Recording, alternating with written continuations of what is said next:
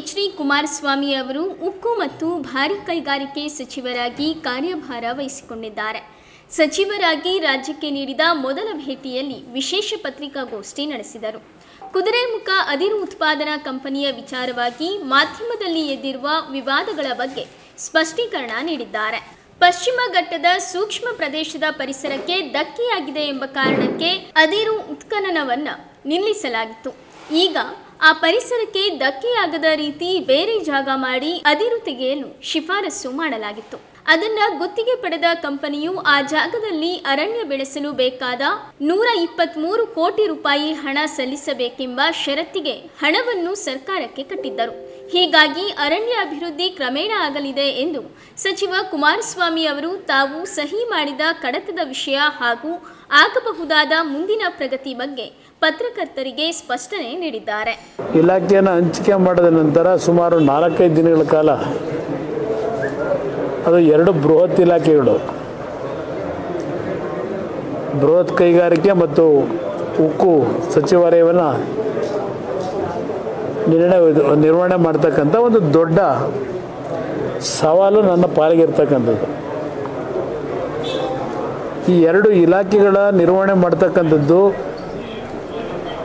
ಅಷ್ಟು ಸುಲಭವಾದಂಥ ಕೆಲಸವೂ ಅಲ್ಲ. ಈ ಒಂದು ಜವಾಬ್ದಾರಿಯನ್ನು ಕೊಟ್ಟಿದ್ದಾರೆ. ಇದು ಒಂದು ಕಠಿಣವಾದಂಥ ಹಾದಿ ಅಂತಕ್ಕಂಥದ್ದು ನಾನು ಮನಗಂಡಿದ್ದೇನೆ. 4 ದಿನಗಳು ದೆಹಲಿಯಲ್ಲಿ ನಾನೇನು 2 ಇಲಾಖೆಗಳ ಅಧಿಕಾರಿಗಳ ರಿವ್ಯೂ ಮೀಟಿಂಗನ್ನು ಮುಗಿಸಿ ಒಂದು ಪ್ರಮುಖವಾಗಿ ಸ್ಟೀಲ್ ಮಿನಿಸ್ಟ್ರಿಗೆ ಸೇರಿರ್ತಕ್ಕಂಥ ಒಂದು ರಾಜ್ಯದ ಸುಮಾರು 50 ವರ್ಷಗಳಿಂದ ನಡೀತಾ ಇರತಕ್ಕಂಥ ಒಂದು PSU ಸಂಸ್ಥೆ ಕುದುರೆಮುಖ ಐರನ್ ಓರ್ ಪ್ರಥಮವಾಗಿ ನಾನು ಸೈನ್ ಹಾಕಿದೆ. ಪ್ರಥಮವಾದಂಥ ಒಂದು ಸಹಿ ರಾಜ್ಯದ ಒಂದು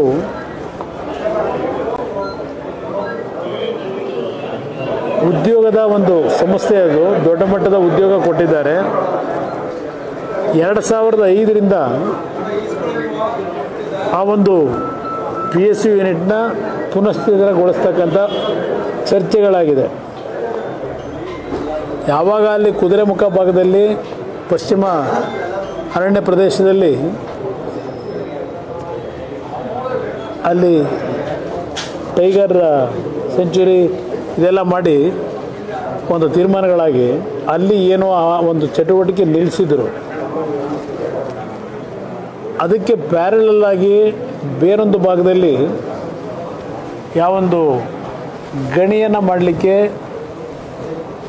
ಚರ್ಚೆಗಳು ಪ್ರಾರಂಭ ಆಯಿತು. ಈ ಒಂದು ಮೈನಿಂಗಿಗೆ 2016ರಲ್ಲಿ ಈ ಒಂದು ಕುದುರೆಮುಖ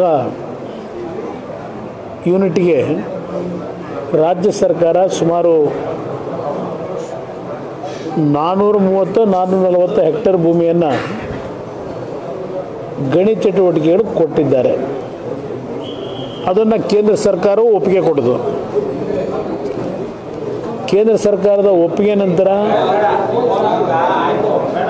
ಅಲ್ಲಿ ಕೇಂದ್ರದ MOEF ಏನಿದೆ, ಮಿನಿಸ್ಟ್ರಿ ಆಫ್ ಎನ್ವಿರಾನ್ಮೆಂಟ್ ಫಾರೆಸ್ಟ್, ಅವರು ಸಹ ಸಂಪೂರ್ಣವಾಗಿ ಒಪ್ಪಿಗೆ ಕೊಟ್ಟಿದ್ದಾರೆ.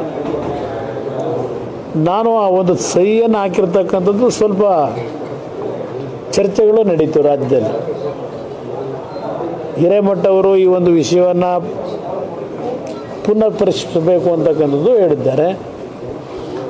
ಒಂದು ಪತ್ರಿಕೆಯಲ್ಲಿ ಕುಮಾರಸ್ವಾಮಿ ಅವರು 2006ರಲ್ಲಿ 2018ರಲ್ಲಿ ಮುಖ್ಯಮಂತ್ರಿ ಇದ್ದಾಗ ಬಳ್ಳಾರಿಗೆ ಬಂದಾಗ ಕುದುರೆಮುಖಕ್ಕೆ ಈ ಒಂದು ಗಣಿಗಾರಿಕೆ ಕೊಡ್ತಕ್ಕಂಥ ವಿರೋಧ ಮಾಡ್ತೀನಿ ಅಂತ ಹೇಳಿದರು. 6 ವರ್ಷದಲ್ಲಿ ಅವರು ಬದಲಾವಣೆ ಮಾಡ್ಕೊಂಡಿದ್ದಾರೆ ಅವರ ತೀರ್ಮಾನನ ಅಂತಕ್ಕಂಥದ್ದು ಬರೆದಿದ್ದೀರಿ. ಇಲ್ಲಿ ಗಣಿಯ ಚಟುವಟಿಕೆಗೆ ತೀರ್ಮಾನಗಳು ಆಗಿ ಈಗಾಗಲೇ 3-4 ವರ್ಷ ಆಗೋಗಿದೆ. ಅದು ಆ ಸಂಸ್ಥೆ ಈಗಾಗಲೇ 500 ಕೋಟಿ ಹಣನೂ ಕಟ್ಟಿಬಿಟ್ಟಿದ್ದಾರೆ ಅಲ್ಲಿ ಆ್ಯಕ್ಟಿವಿಟೀಸ್ಗೆ. ನಾನು ಸಹಿ ಹಾಕಿರ್ತಕ್ಕಂಥದ್ದು ಫೈನಾನ್ಸ್ ಇನ್ಸ್ಟಿಟ್ಯೂಷನ್ಗಳು ಮತ್ತು ಶೇರ್ನ ಅವರ ಕಂಪನಿಯ ಶೇರ್ ಏನಿದೆ ಆ ಎರಡೂ ಸೆಕ್ಟರ್ನಿಂದ ಈಗೇನು 2 ಬ್ಯಾಂಕ್ಗಳು ಲೋನ್ ಕೊಡಲಿಕ್ಕೆ ಅವ್ರಿಗೆ ಒಪ್ಕೊಂಡಿದೆ. ಇದು ಕೇಂದ್ರ ಸರ್ಕಾರದ ಬಂಡವಾಳನೂ ಹಾಕಂಥದ್ದು ಅಲ್ಲ. ಅವರು ಫೈನಾನ್ಸ್ ಇನ್ಸ್ಟಿಟ್ಯೂಷನಲ್ಲಿ ಸಾಲ ಪಡೀತಾ ಇದ್ದಾರೆ. ಅದಕ್ಕೆ ಫೈನಾನ್ಸಿಂದ ಒಂದು ಅಪ್ರೂವಲ್ ತಗೋಬೇಕು. ಅದನ್ನು ರೆಕಮೆಂಡ್ ಮಾಡಿದ್ದಾರೆ. ಸುಮಾರು 1800 ಕೋಟಿ ವೆಚ್ಚದಲ್ಲಿ ಆ್ಯಕ್ಟಿವಿಟೀಸ್ ಪ್ರಾರಂಭ ಮಾಡ್ತಾರೆ. ಅದು ಅವರು 1 ವರ್ಷ ಟೆಂಪ್ರರಿ ಪ್ರೋಸೆಸ್ನಲ್ಲಿ ಬಾಡಿಗೆ ಯಂತ್ರಗಳನ್ನು ಉಪಯೋಗ ಮಾಡಿ ಎಕ್ಸ್ಕವೇಟ್ ಮಾಡ್ತಾರೆ.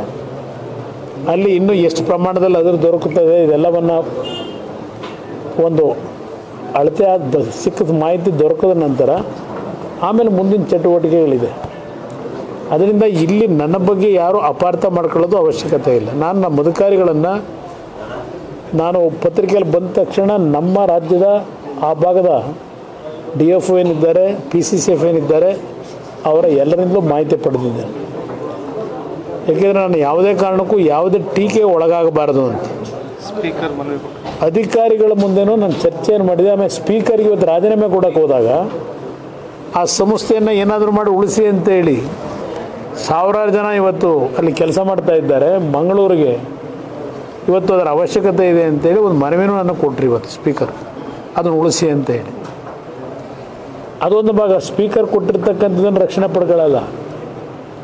ಇಲ್ಲಿ ನಮ್ಮ ಅಧಿಕಾರಿಗಳೇನು ನನಗೆ ಮಾಹಿತಿ ಕೊಟ್ಟಿದ್ದಾರೆ, ಇದು 50 ವರ್ಷಗಳಲ್ಲಿ ಆ ಮರ ಏನಿದೆ 90,000 98,000 ಇದು 50 ವರ್ಷಗಳ ಕಾಲ ನಡೀತಕ್ಕಂಥ ನಿರಂತರವಾದಂಥ ಒಂದು ಅದಿರನ್ನು ಉತ್ಪಾದನೆ ಮಾಡ್ತಕ್ಕಂಥದ್ದು. ಈಗಾಗಲೇ ಅಲ್ಲಿ ಪ್ಯಾರಲಲ್ಲಿ ಮರವನ್ನು ಬೆಳೆಸ್ತಕ್ಕಂಥದ್ದಕ್ಕೆ, ಅರಣ್ಯ ಪ್ರದೇಶವನ್ನು ಕಾಯ್ತಕ್ಕಂಥದ್ದಕ್ಕೆ ಸುಮಾರು 123 ಕೋಟಿ ಹಣವನ್ನು ಸಹ ಆ ಕಂಪನಿ ಈಗಾಗಲೇ ಸರ್ಕಾರಕ್ಕೆ ಕೊಟ್ಟಿದೆ. ಹೊಸದಾಗಿ ಹಸಿರನ್ನು ನಿರ್ಮಾಣ ಮಾಡಬೇಕು, ಮರಗಳನ್ನು ಬೆಳೆಸಬೇಕು ಅಂತಕ್ಕಂಥದ್ದಕ್ಕೆ ಅರಣ್ಯ ಇಲಾಖೆಗೆ ದುಡ್ಡು ಕಟ್ಟಿದ್ದಾರೆ.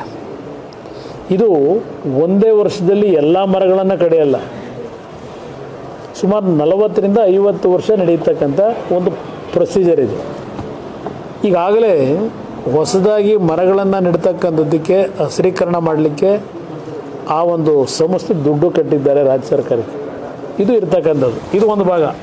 ನಿಮಗೆ ನನ್ನ ಮೊದಲನೇ ನಿರ್ಧಾರ ಏನಿದೆ, ಆ ನಿರ್ಧಾರ ಏನು ಅನ್ನೋದನ್ನು ಮಾಧ್ಯಮದ ಸ್ನೇಹಿತರು ಯಾರೋ ಅಪಾರ್ಥ ಮಾಡ್ಕೋಬಾರ್ದು ಅನ್ನೋದಕ್ಕೆ ನಿಮ್ಮಿಂದಲೇ ಈಗ ಇಡೀ ರಾಜ್ಯಕ್ಕೆ ಮೆಸೇಜ್ ಕೊಡ್ತಾ ಇದ್ದೇನೆ.